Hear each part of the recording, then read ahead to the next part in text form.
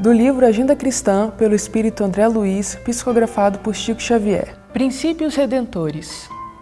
Não se esqueça de que Deus é o tema central de nossos destinos.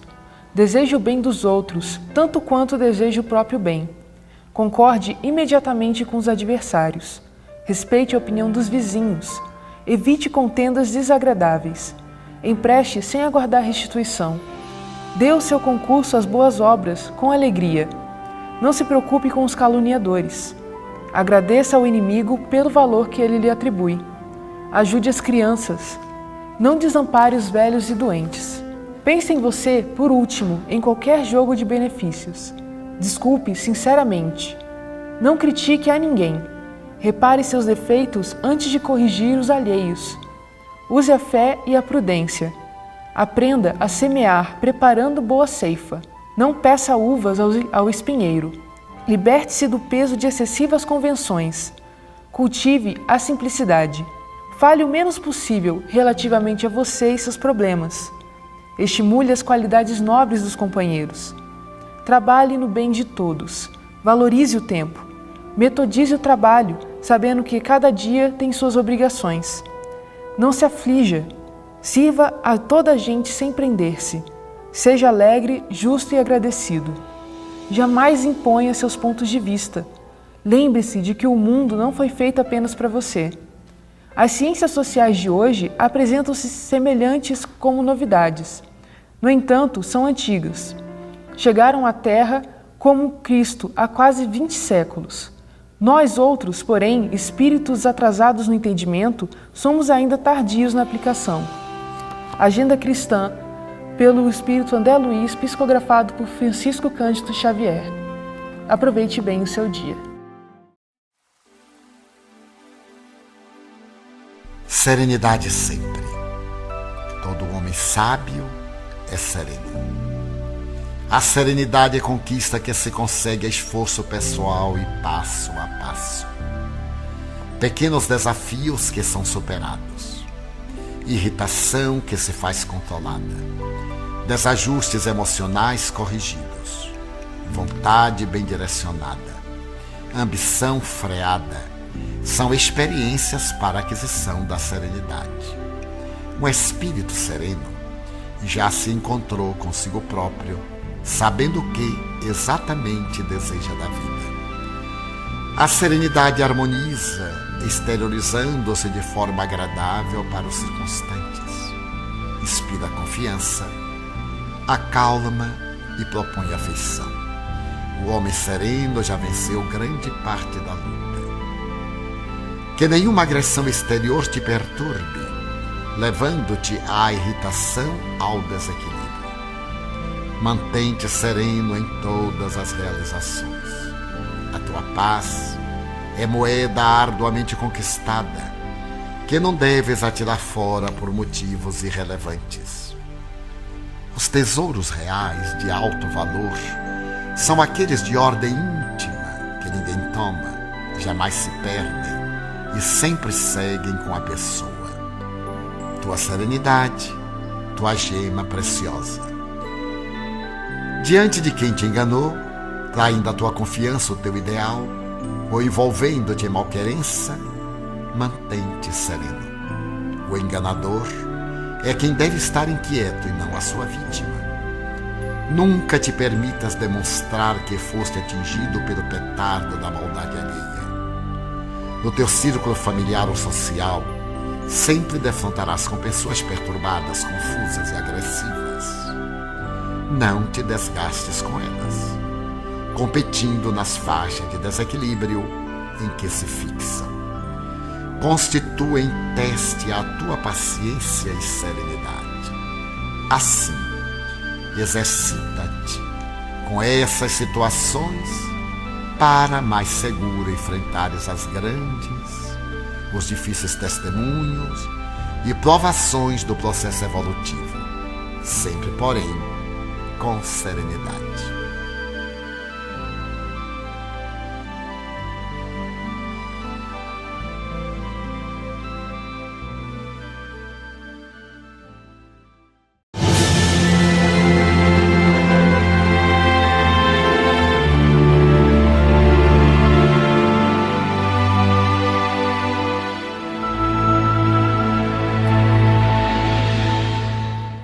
Olá, seja muito bem-vindo ao programa Vida Plena com Joana de Ângeles. Há poucos dias conversava com um amigo a respeito de autorrealização. O que é autorrealização para você? Como você direciona suas buscas de conquistas pessoais? O que você considera como sendo o sucesso? Temos tantas noções a respeito da autorrealização e do sucesso, e muitas vezes essa busca nos faz perder preciosas energias porque direcionamos para fora aquilo que deveríamos direcionar para a nossa alma, para dentro, para o nosso processo de transformação. E certa feita, um paciente me dizia: eu me sinto uma pessoa perdida, apesar do mundo me ver como uma pessoa autorrealizada. Ele era um auto-administrador, havia conquistado títulos universitários, mas naquele momento da vida ele se sentia angustiado e perdido. No começo, dizia ele, direcionei todos os meus esforços para a conquista de uma condição de relevo porque acreditava que a minha família teria sucesso, eu seria uma pessoa autorrealizada se obtivesse recursos monetários. E conseguiu com esforço próprio conquistar fama, construir uma empresa e garantir o sustento de toda a sua família.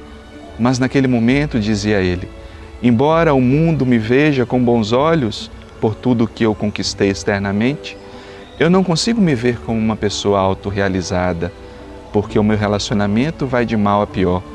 Os meus filhos mal falam comigo e eu percebo que todo esse tempo dedicado à construção de coisas foi um tempo perdido na construção e na conquista de mim mesmo.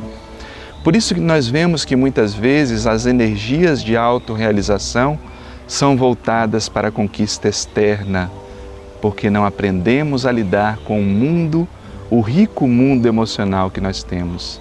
A riqueza espiritual que nós somos vai ficando esquecida nesse processo de busca de autorrealização. É como se fizéssemos uma busca inversa. Inicialmente, deveríamos conquistar a nós mesmos, para depois, aos poucos, lidar com o mundo. Mas fazemos o caminho oposto muitas vezes. Queremos conquistar o mundo sem sequer nos conhecer. E o autoconhecimento é ferramenta essencial para a nossa autorrealização. Quando olhamos as propostas da psicologia, vemos que alguns expoentes pensaram a respeito dessa questão, como o pai da psicologia humanista, Abraham Maslow. Maslow nos apresentou a famosa pirâmide das necessidades humanas. E ele dizia que muitas vezes nos contentamos em ficar na base da pirâmide, quando deveríamos avançar. No primeiro ponto dessa pirâmide, ele apresenta as necessidades fisiológicas, o ar, a água, a comida, o sexo. Certamente são necessidades importantes, mas será que é o mais importante? Quanta ansiedade às vezes temos em busca do sustento e recordamos a sabedoria de Jesus 2000 anos antes, quando já dizia: por que andais ansiosos quanto ao comer, ao beber e ao vestir? E propunha com a sua sabedoria a análise simbólica das aves do céu e dos lírios do campo, mostrando que essa ansiedade humana não nos levaria a lugar nenhum.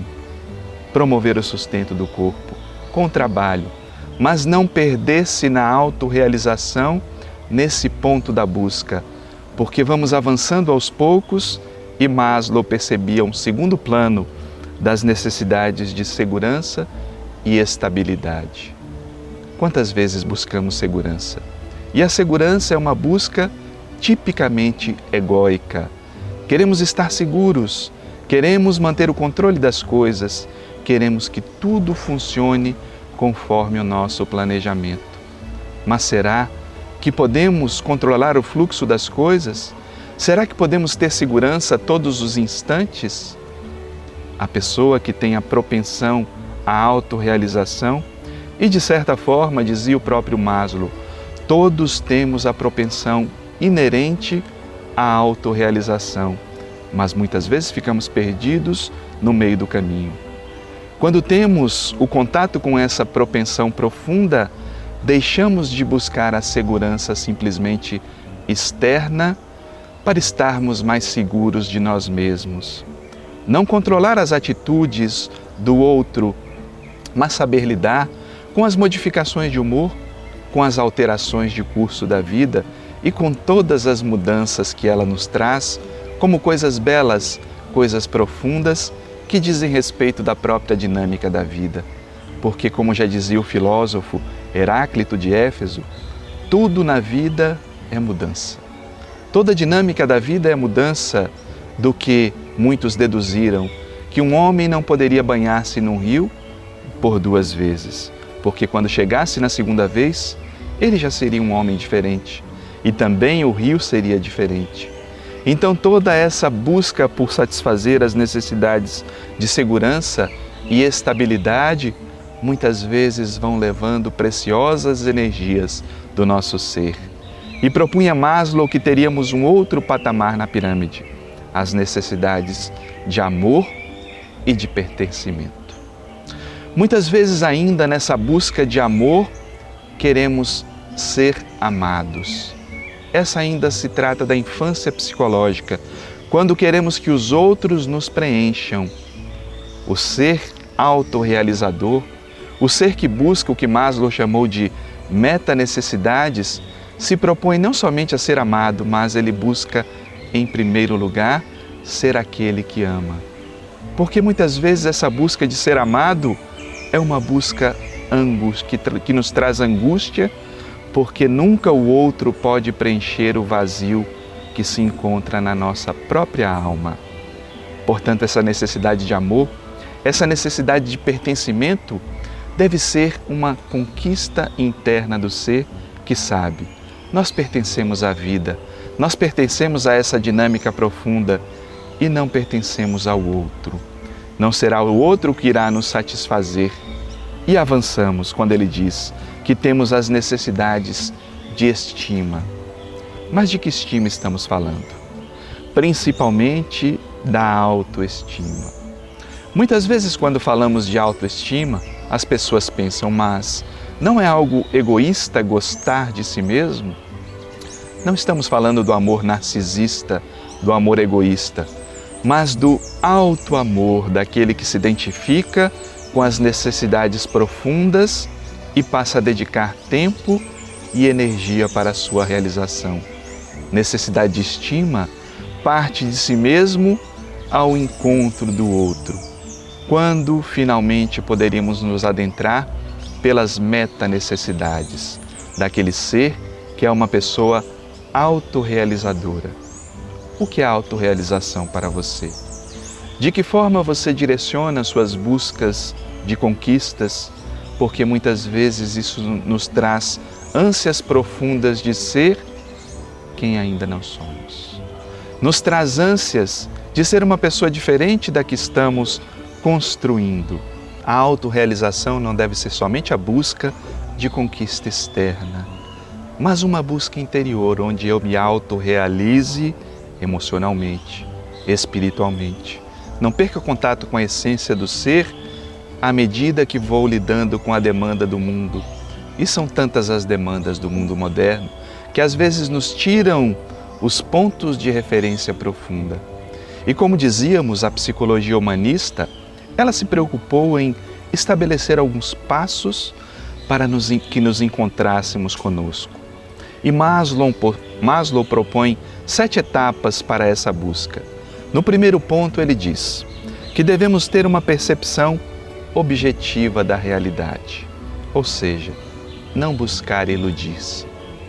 Quantas vezes buscamos o caminho da ilusão, o caminho mais fácil, muitas vezes perdendo contato com a essência ética do ser. Perdemos contato com o respeito e nos adentramos pela busca do canto das sereias. Quem não se recorda do canto das sereias da mitologia grega?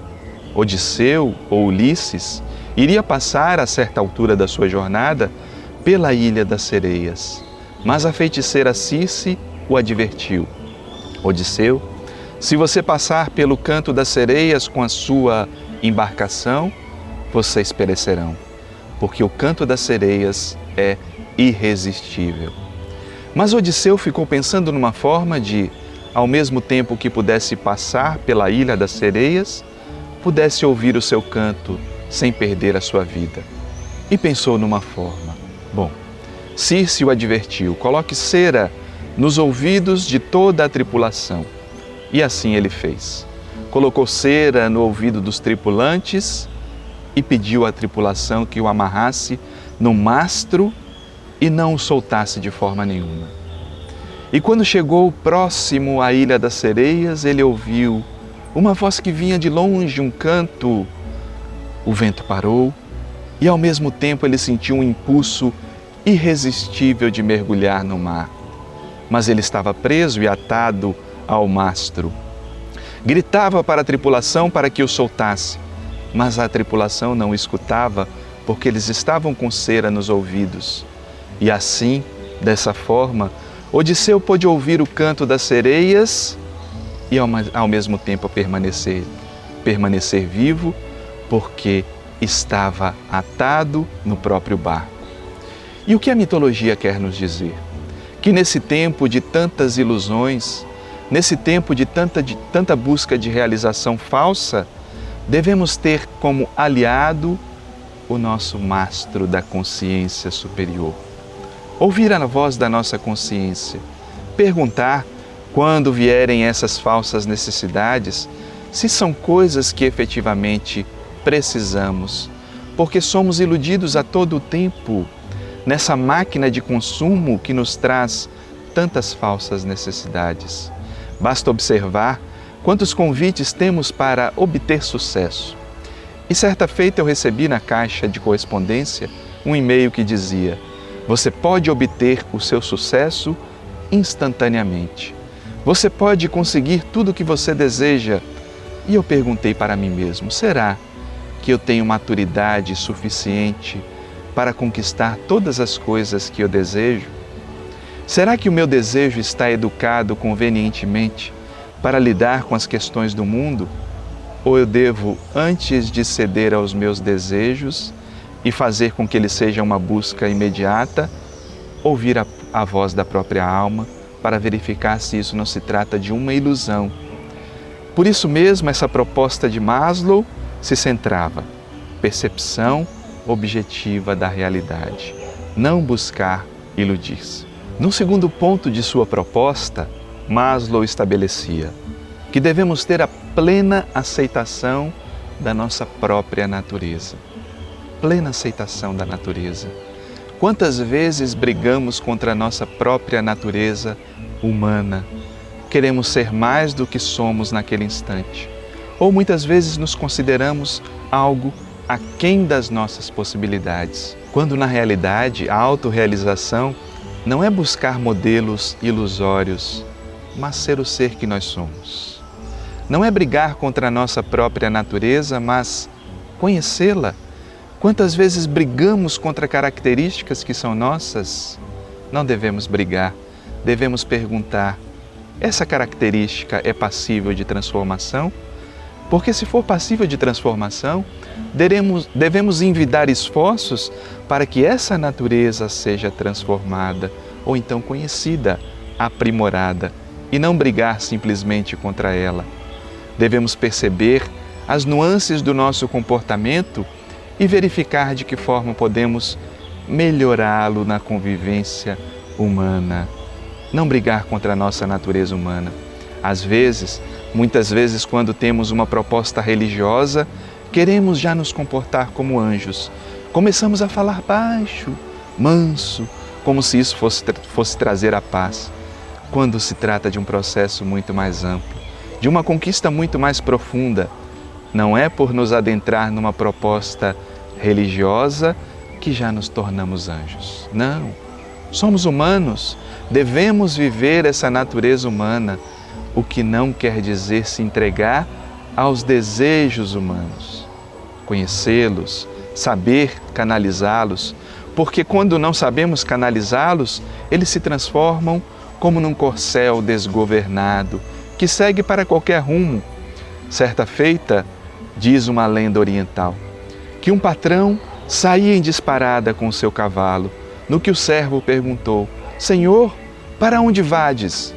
No que o Senhor gritou já distante, pergunte ao cavalo, porque é ele que disparou. Ele não sabia para onde ia, porque o cavalo havia disparado. Quando, na verdade, devemos ter o comando, não o controle total, mas administrar essas pulsões, administrar esses desejos como forma de canalizá-los para uma autorrealização mais profunda. E um terceiro ponto ele traz: compromisso e dedicação a algum tipo de trabalho.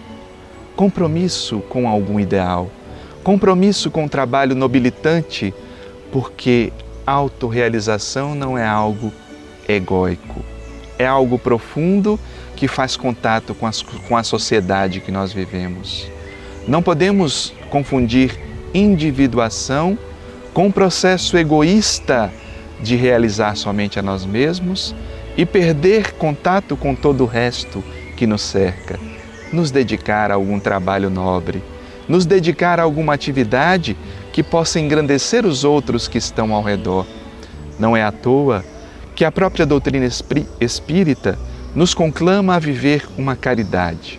Mas de que forma viver essa caridade? Somente a juntar pessoas para distribuir coisas, sopas? É claro que isso tem o seu valor, mas é dar de si. Dar a sua contribuição ao mundo daquilo que você já recebeu. Porque quando viemos ao mundo, muitas pessoas trabalharam para que chegássemos ao patamar atual.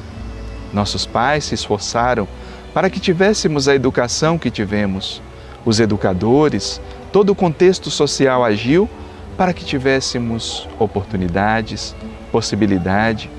Então, quando vamos nos adentrando pela autorrealização, é momento também de redistribuir para a vida aquilo que a vida nos trouxe. Dedicar-se a algum trabalho é, acima de tudo, doar-se. Doar-se como forma de se conhecer um pouco mais. E doar-se como forma de elevar o outro. Não é aquela caridade que mantém o outro numa dinâmica de dependência, mas uma dinâmica que concede ao outro autonomia, porquanto somente através de autonomia nós vamos crescendo e aprendendo a direcionar os nossos esforços. Um quarto ponto propunha Maslow, que é a simplicidade e naturalidade do comportamento. Vejam que propostas belas e profundas, que têm sintonia profunda com o pensamento religioso e psicológico de Joana de Ângeles, e vem da ciência do olhar da psicologia humanista. Simplicidade, naturalidade do comportamento. Simplicidade não é somente vestir-se de maneira simples, mas a simplicidade de poder mostrar o nosso ser ao outro da forma que estamos, da forma que conquistamos até o momento. Simplicidade porque não precisamos de aparência para lidar com o outro. Não precisamos investir na nossa persona, mas mostrar a nossa identidade profunda ao tempo que permitimos que o outro também demonstre. Temos aqui nesse cenário um exemplo de simplicidade, onde a própria natureza foi construindo a sua beleza e grandiosidade ao mesmo tempo. Simplicidade e grandiosidade que atuam ao mesmo tempo. Por que queremos tantos adornos à nossa personalidade, quando o ser que somos é de uma beleza profunda? Naturalidade. O mundo nos conclama muitas vezes a artificialidade do comportamento. E sem nos darmos conta, vamos tornando os nossos relacionamentos algo muito artificial. Num quinto ponto, propõe o pai da psicologia humanista: necessitamos de autonomia, privacidade e independência. Necessitamos de autonomia, um tempo para conosco. Autonomia diz respeito à capacidade do ser autogerir-se, lidar com as próprias normas, as próprias leis internas. Por isso necessitamos de autonomia, privacidade, independência. Nesses dias tão corridos, muitas vezes não temos tempo para nós mesmos, para as nossas necessidades. Precisamos perguntar: tenho tido tempo para mim mesmo?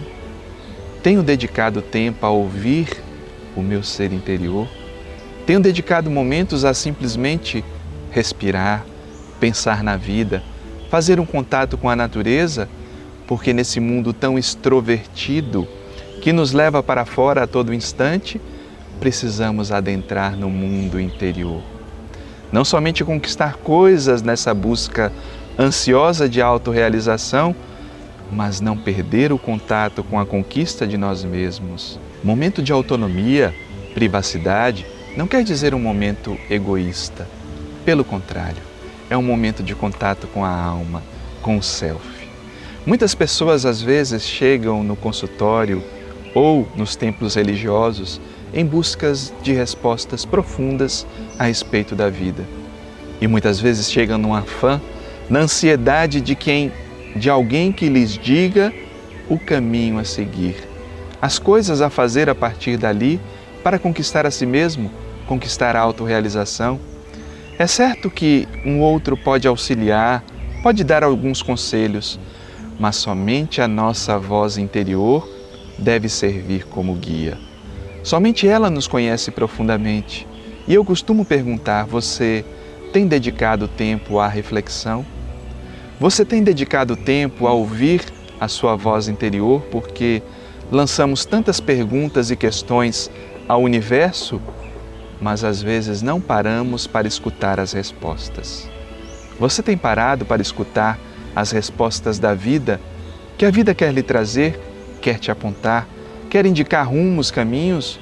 Porque muitas vezes isso pode vir até mesmo através de um sonho.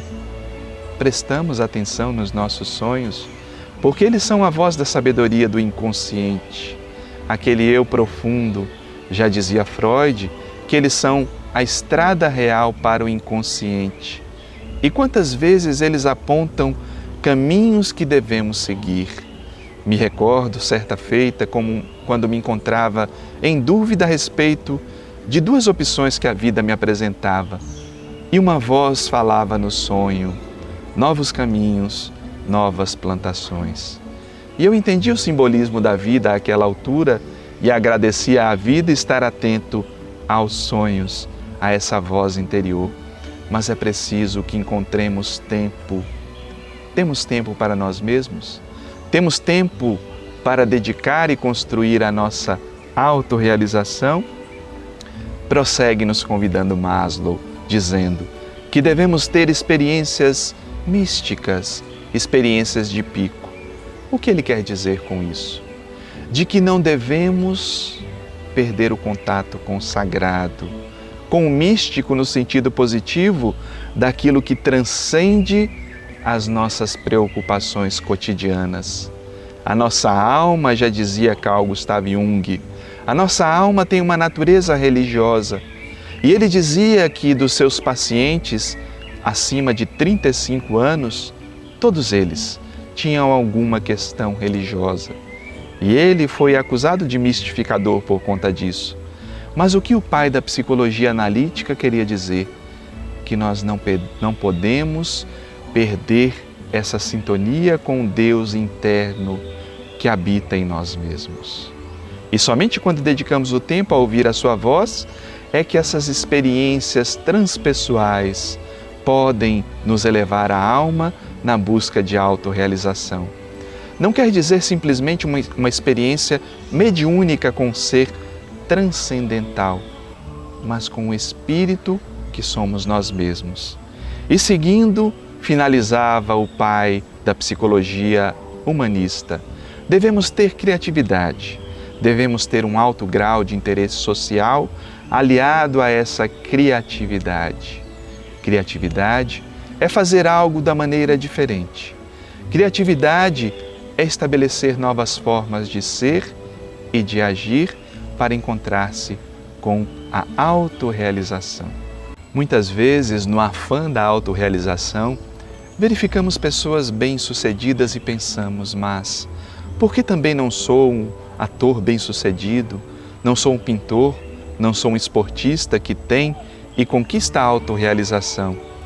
E não sabemos, às vezes, o sacrifício dessas pessoas para conquistar o patamar no qual se encontram ou qual conseguiram. Me recordo de Michelangelo, que vemos as suas esculturas belas, Davi, Moisés, Pietà e tantas outras que embelezam o mundo afora, mas não pensamos no seu sacrifício para construir todas aquelas obras magníficas. Ele teve a mãe que desencarnou logo cedo e o pai era um homem muito violento e não queria que ele fosse artista. Ele brigou contra o próprio pai para seguir a vocação e o chamado da alma.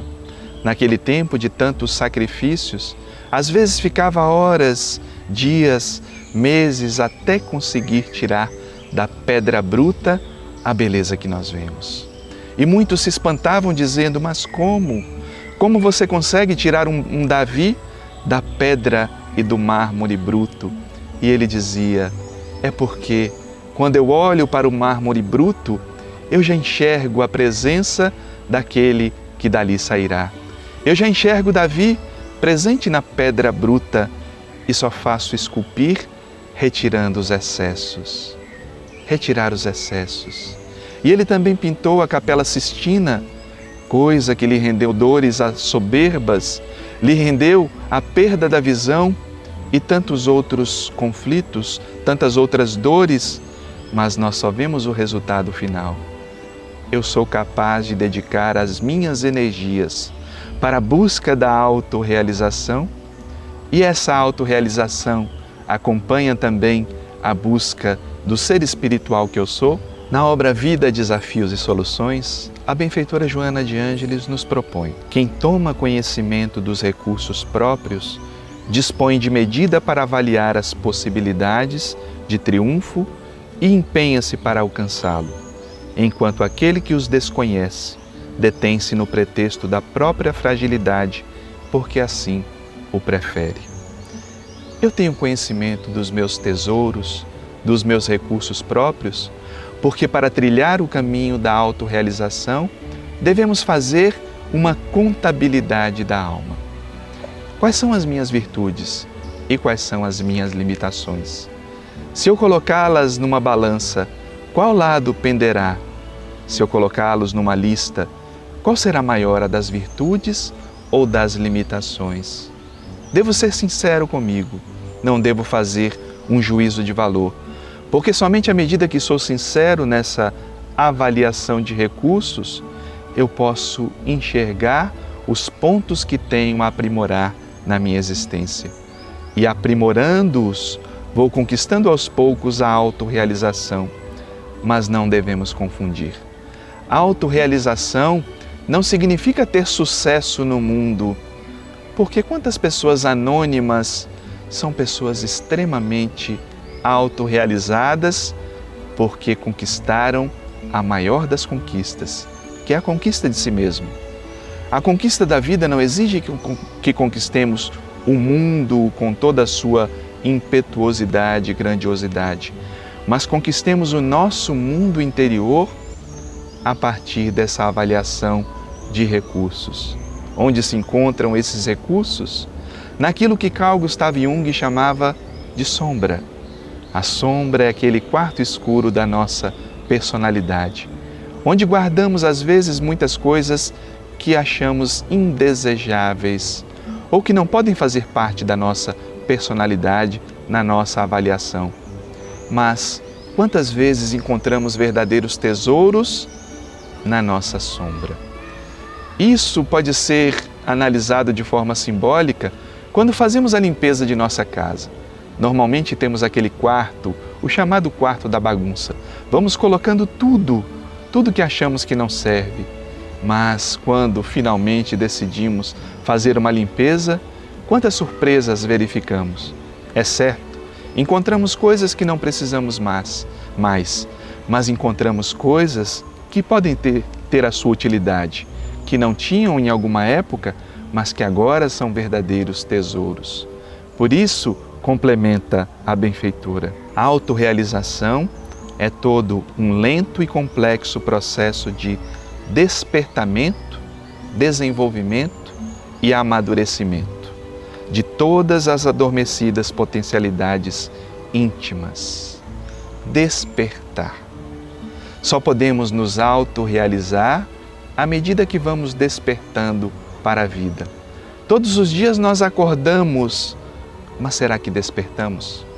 Despertamos para a vida porque muitas vezes funcionamos numa condição automática. Acordamos, realizamos as tarefas que temos que realizar, fazemos tudo o que deve ser feito, mas não nos questionamos. Não temos tempo para uma reflexão diária, como já propunha Santo Agostinho em um livro dos Espíritos. Ele propõe uma terapêutica diária, uma terapia onde o ser avalie dia a dia o seu comportamento, as suas atitudes e vá transformando tudo aquilo que não mais precise. Despertamento. Despertar as nossas potencialidades psicológicas, emocionais, espirituais no caminho da autorrealização. À medida que vamos despertando, verificamos que muitas coisas não precisamos mais. Verificamos que muito do supérfluo que caminha ao nosso lado não é mais necessário, como conversava com aquele paciente. Havia conquistado a autorrealização do mundo, mas não se sentia pleno, porque não havia conquistado o principal. Havia esquecido da dinâmica da vida, do ser espiritual que somos e que não pode permanecer esquecido ao longo da nossa existência. Por isso ele reconstruía as bases da sua autorrealização e dizia: a partir de agora, vou dedicar mais tempo para mim mesmo. Vou dedicar tempo a ler, a estudar, mas não somente a ler e estudar para adquirir conhecimento para o mundo, mas para mim mesmo. Vou dedicar tempo à meditação, à reflexão. Vou dedicar tempo a conversar com os meus filhos, que, por incrível que pareça, agora são filhos que eu não conheço. E daqui a pouco já podem chegar os netos e eu tenho que recuperar o tempo perdido quando buscava sucesso nas bases da ilusão do mundo. Agora ele podia direcionar os seus esforços numa autorrealização mais profunda, que diz respeito ao ser que somos efetivamente. Complementa a benfeitora nos ensinando: o desafio da autorrealização radica-se no esforço que todos devem empreender mediante o desenvolvimento da vontade, que exerce preponderância em qualquer atividade humana. A vontade. Muitas vezes queremos ser uma pessoa diferente. Muitas vezes queremos conquistar algo, mas falemos com honestidade. Colocamos energia e vontade naquilo que queremos? Ou queremos que num passe de mágica a vida traga o seu resultado e coloque algo pronto em nossas mãos? Porque se assim desejamos, se trata da infância psicológica. A vontade é a mola principal da nossa transformação. E por incrível que pareça, é nesse ponto que muitas pessoas param, na força de vontade, na determinação. Porque quando advém o primeiro obstáculo, passam a reclamar da vida e se colocam na posição de vítimas da existência. Será que podemos nos acusar como vítimas da existência? Será que podemos culpar a vida? Podemos culpar os outros dos insucessos que nos ocorrem? Ou temos que ter a consciência que nem sempre fazemos o que deve ser feito?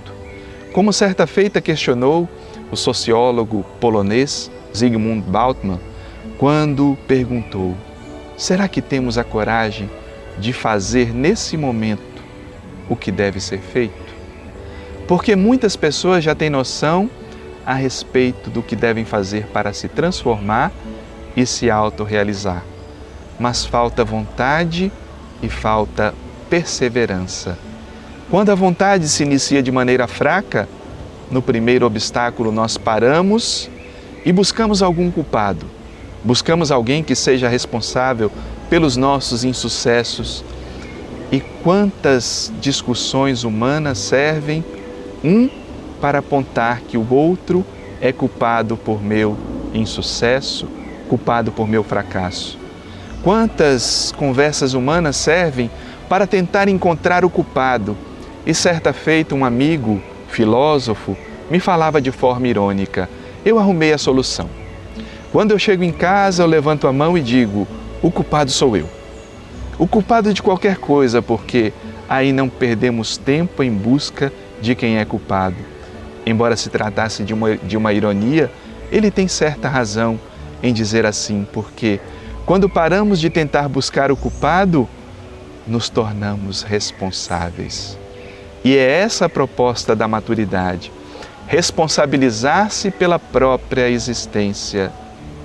Portanto, nessa busca de autorrealização, que possamos escalar a pirâmide das necessidades, saindo das necessidades básicas do ego, as necessidades fisiológicas, as necessidades de conforto, as necessidades de alguém que nos ame e nos estime, para nos tornarmos o ser pleno que nós nascemos para ser. E a partir disso, quando verificarmos que temos algo mais profundo a realizar, teremos finalmente encontrado a nossa essência divina.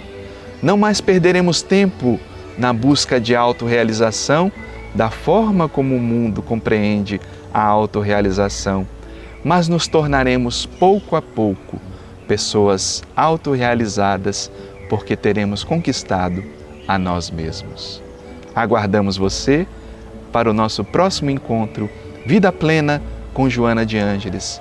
Nos mande questões, perguntas, que podem ser também em formato de vídeo para o endereço eletrônico que segue logo abaixo em sua tela. Aguardo você no nosso próximo encontro Vida Plena com Joana de Ângeles.